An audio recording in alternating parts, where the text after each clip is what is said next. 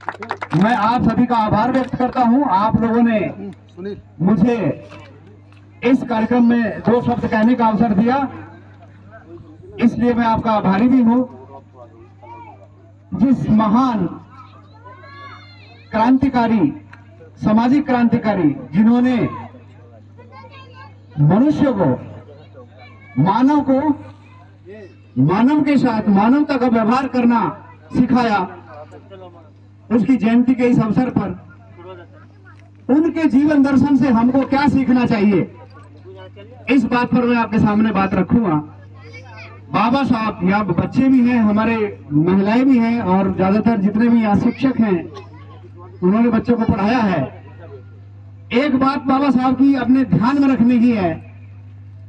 बाबा साहब का जो चरित्र है वो इस बात का है, चाहे कितना भी विरोध होता हो, चाहे विरोधी पहाड़ की तरह उनके सामने खड़े हो, मगर सच्चाई, अपनी सच्चाई की बात किसी के सामने कहने से नहीं रुकना चाहिए। बाबा साहब की ये सबसे बड़ी क्वालिटी है, सबसे बड़ी खूबी है। उन्होंने लाख विरोध के बावजूद भी पूरा सदन, पूरी संविधान सभा और पूरा देश, पूरी सामाजिक व्यवस्था उनके विचारों के खिलाफ थी, लेकिन फिर भी उन्होंने सच्चाई की रेखा, सच्चाई के साथ अपनी बात हमेशा से रखी है। हमको भी उसी बात का अनुसरण करना है, चाहे लाख परेशानी आ जाए, लेकिन सच्चाई को सामने लाने से कभी नहीं रुकना चाहिए। बाबा साहब की ये बात बच्चों के लिए, बाबा साहब की बात जो है आदर्श के रूप में माननी चाहिए। छोटे छोटे बच्चे स्कूल जाते हैं, बाबा साहब स्कूल में जाते समय कभी भी नागा नहीं करते थे, और बच्चों को भी नागा नहीं करना चाहिए, एब्सेंट नहीं रहना चाहिए एक दिन भी। बारिश में भी भीगते हुए बाबा साहब स्कूल में जाते थे, और आज बहाना कर देते थे। बच्चे बहाना करते हैं, जो है बारिश हो रही है आज हम नहीं जाएंगे, मन में सोचते रेनी डे हो जाए या कुछ हो जाए।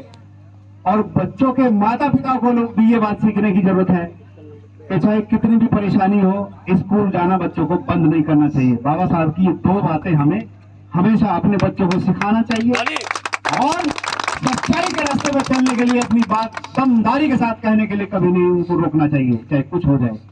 और आज इस मंच के माध्यम से मैं 1-2 बातें बताना चाहता हूं। बाबा साहब ने एक पुस्तक लिखी है जिसका नाम है बुद्ध और धम्मा। उन्होंने हमें ज्ञान दिया है कि 3 प्रकार के मनुष्य होते हैं।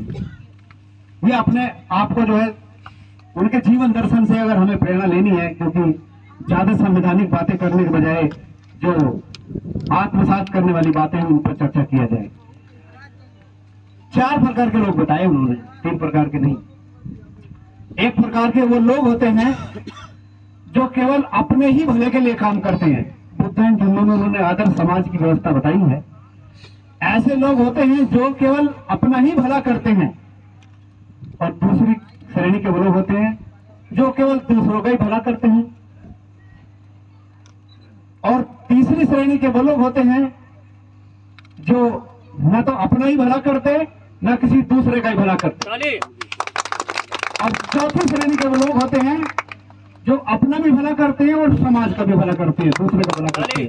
ये 4 प्रकार के लोग बाबा साहब ने बताए कि जब कभी आत्म मंथन करने का समय मिले आपको एकांत में बैठ करके, याद रहे कि आज हम बाबा साहब की जयंती में आए थे, अपने मन में झांक के देखना हम किस श्रेणी के आदमी हैं। अपना भला चाहते हैं, दूसरे का भला चाहते हैं, या किसी का भी भला नहीं चाहते हैं, या अपना भी भला चाहते हैं और दूसरे का भी भला चाहते हैं। बाबा साहब ऐसे शख्सियत थे, उन्होंने बताया कि जो केवल अपना ही अपना भला करता है वो भी किसी काम का नहीं है, और जो केवल दूसरे का ही भला करता है वो भी किसी काम का व्यक्ति नहीं है, वो भी किसी काम का नहीं है। और जो ना अपना भला करता हो ना दूसरे का भला करता हो, वो ऐसा व्यक्ति है जैसे शमशान के अंदर पड़ी हुई वो लकड़ी जो न तो जलावन के काम आ सकती और ना वो जंगल की शोभा बनी रह गई, बाबा साहब कहते हैं। और चौथे प्रकार के व्यक्ति जो अपना भी भला करते हैं और दूसरे का भी भला करते हैं, वो सर्वोत्तम मानव कहे गए हैं। यदि हम बाबा साहब के अनुयायी हैं, बाबा साहब को मानते हैं, तो हम व्यक्ति हम किस तरह का समाज चाहते हैं और हम किस प्रकार की शिक्षा देते हैं अध्यापकों को भी और छात्रों को भी और अन्य समाज के सभी लोगों को इस बात का ध्यान रखना चाहिए कौन सी श्रेणी के व्यक्ति हैं। तो बाबा साहब की ये बहुत बड़ी बात है।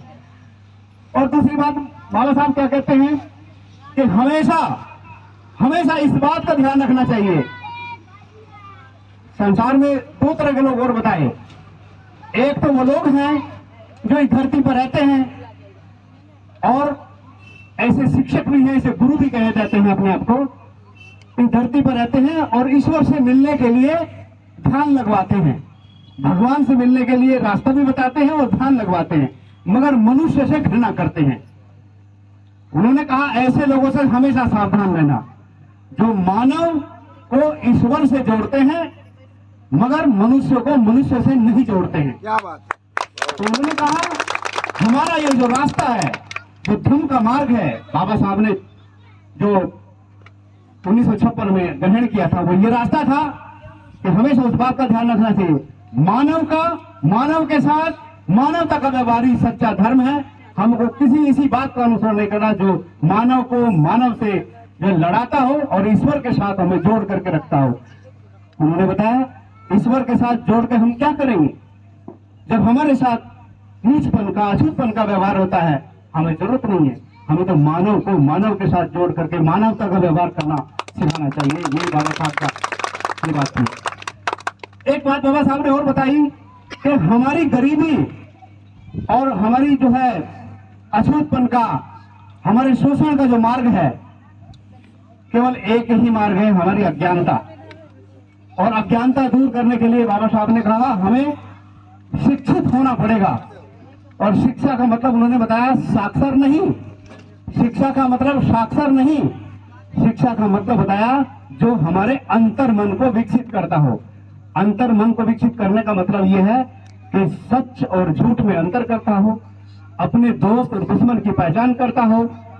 और दूसरी बात यह है कि जो इस प्राकृतिक है, प्रकृति है, जो नेचर है, जैसे हवा चलती है, वर्षा होती है, बाढ़ आती है, पौधे उगते हैं, बड़े होते हैं और समाप्त हो जाते हैं, ये प्राकृतिक चीज है।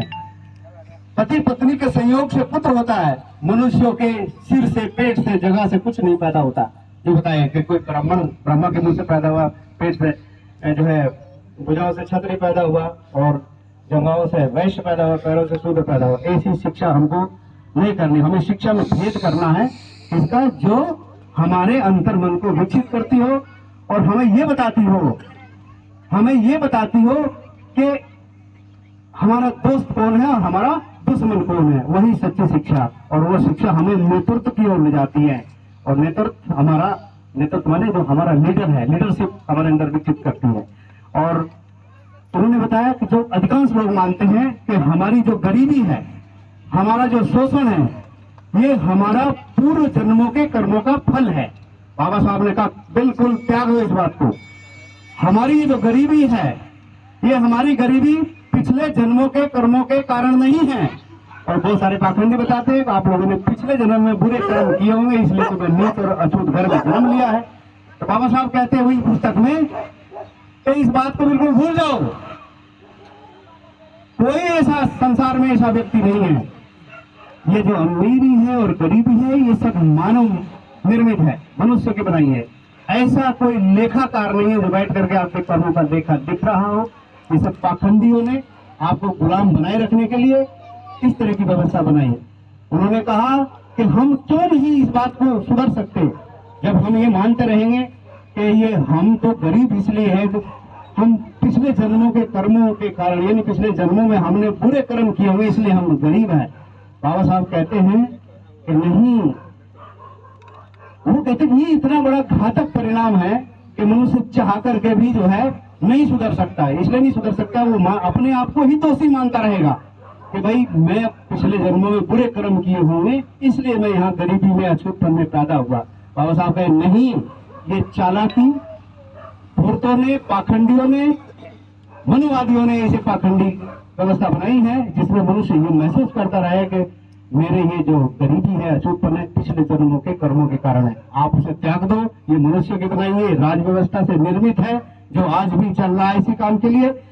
असली शिक्षा वही है जो ये मान के चले कि सब मानव निर्मित है, प्राकृतिक नियमों के अनुसार जो है इस जीवन यापन करने की बात की। इसी के लिए उन्होंने कहा धम्मम शरणम गच्छामि, धम्म की शरण में जाना। और धम्म का मतलब है प्राकृतिक नियमों के अनुसार जीवन यापन करना। अब प्राकृतिक नियमों के अनुसार जीवन यापन का मतलब होता है कि जो है पति पत्नी के संयोग से ही संतानोत्पत्ति होती है, ना कि सिर से, भुजाओं से, जंघाओं से और पैरों से। इस बात को ध्यान रखने के लिए सच्ची शिक्षा की बात कही है। और कहने के लिए तो बहुत सारी बातें हैं, आप लोग सुन रहे होंगे। यदि बाबा साहब की इन 3 बातों में से भी अगर कोई आपने अंदर धर लेगा, आत्मसात कर लेगा, बच्चों में आ जाएगा, उसका जीवन सफल हो जाएगा। एक तो पहली बात है कि कभी भी नागा नहीं करना बच्चों को स्कूल में, हमेशा स्कूल जाना है, बरसात हो, गर्मी हो, सर्दी हो, किसी भी प्रकार की कोई समस्या हो। दूसरी बात है, कितनी भी मुसीबत हो, कितना भी विरोध हो, कभी भी सच को सच कहने में और झूठ को झूठ कहने में आपको जो है संकोच नहीं करना चाहिए। बाबा साहब की ये दृढ़ता, ये जीवन का संदेश है। इन्हीं शब्दों के साथ मैं अपनी बात को समाप्त करता हूँ। सभी को जय हिंद, जय भारत, जय